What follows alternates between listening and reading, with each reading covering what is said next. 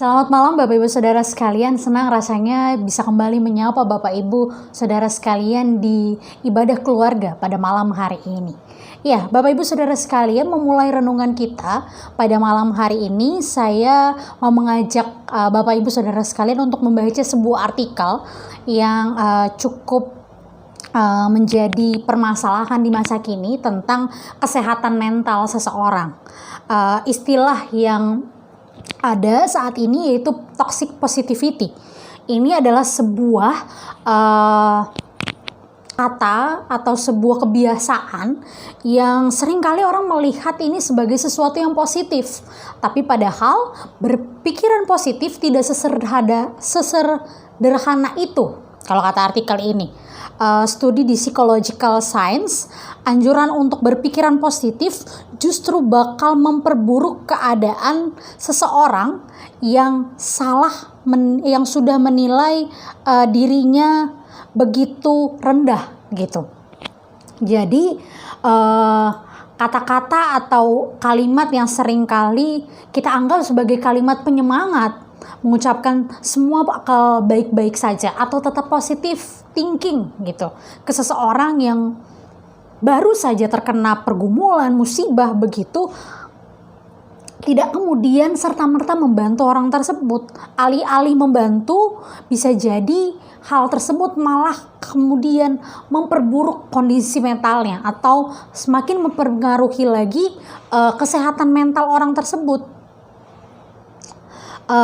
Ini hal-hal yang sering kali, jangan nyerah ya, stop mikir negatif, ambil hikmahnya saja, kamu bisa melalui semuanya ini gitu.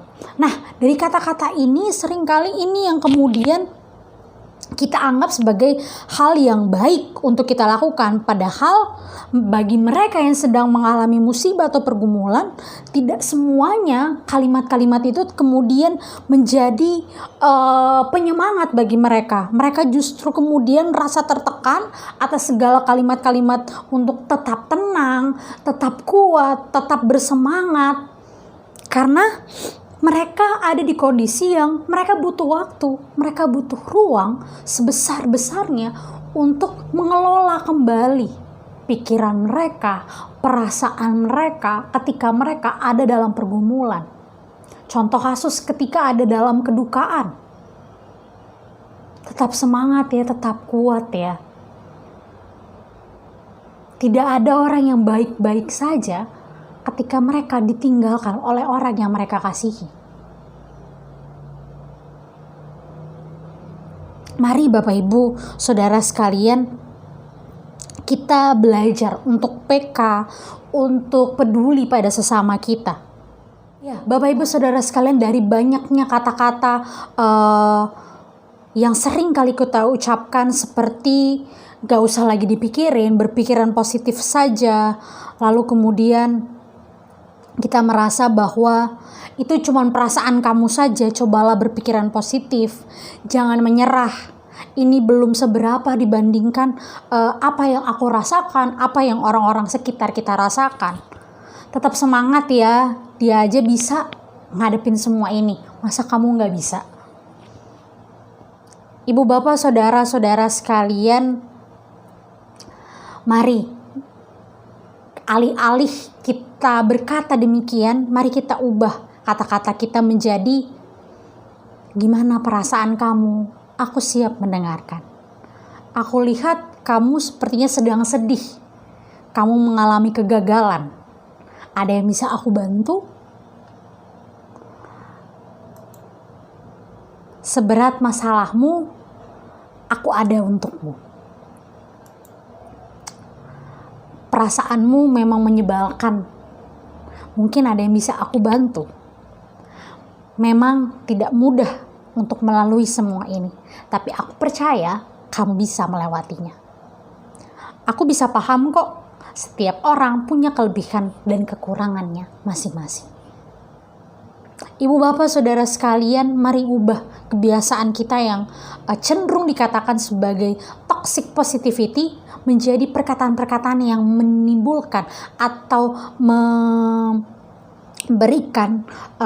pernyataan bahwa kita menunjukkan empati kita pada orang-orang yang sedang mengalami kedukaan, sedang mengalami pergumulan tersebut.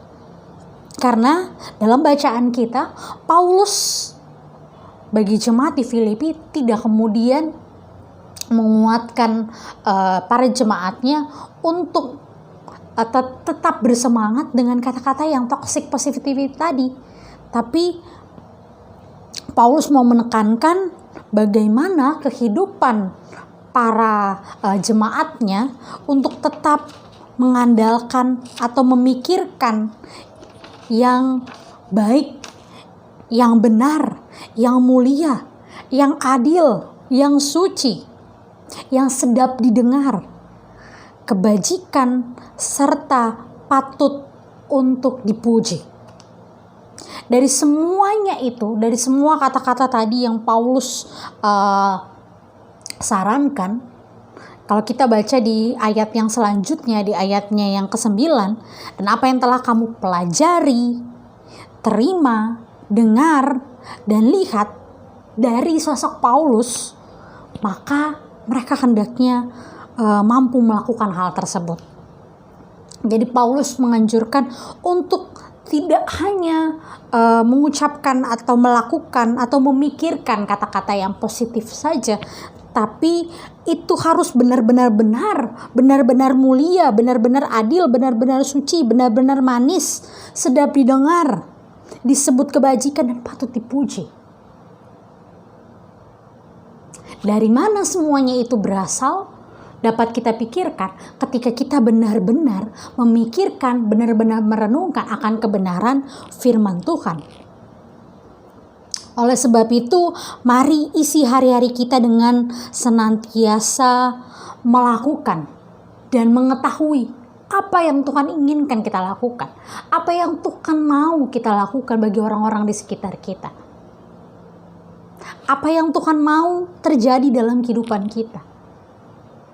Dalam setiap pergumulan yang kita alami, dalam setiap permasalahan yang kita alami, teruslah pikirkan apa yang baik bagi Tuhan. Dan Tuhan tidak akan membiarkan kehendaknya adalah merusak kita. Tuhan pasti menginginkan yang terbaik bagi setiap kita. Dan ketika kita punya permasalahan atau orang-orang di sekitar kita memiliki permasalahan, mari hadir bagi setiap mereka. Nyatakan cinta kasih Allah bagi setiap mereka. Mulailah bangun kepekaan pada penderitaan sesama kita. Mulai ciptakan relasi yang saling menghargai dan saling membangun. Mulai hadirkan damai sejahtera kepada sesama dengan senantiasa melakukan dan memikirkan hal-hal yang berkenan dengan firman Allah. Isi pikiran, isi tingkah laku kita sehari-hari dengan apa yang Tuhan kehendaki. Kiranya dalam setiap langkah kehidupan kita boleh senantiasa Tuhan berkati. Dan menjadi orang-orang yang juga menjadi berkat bagi orang-orang di sekitar kita. Tuhan memberkati kita untuk terus menyebarkan yang terbaik, yang benar, yang mulia, yang suci, yang adil, yang manis, yang sedap didengar, yang patut dipuji, dan yang disebut kebajikan. Tuhan memberkati setiap kita. Amin.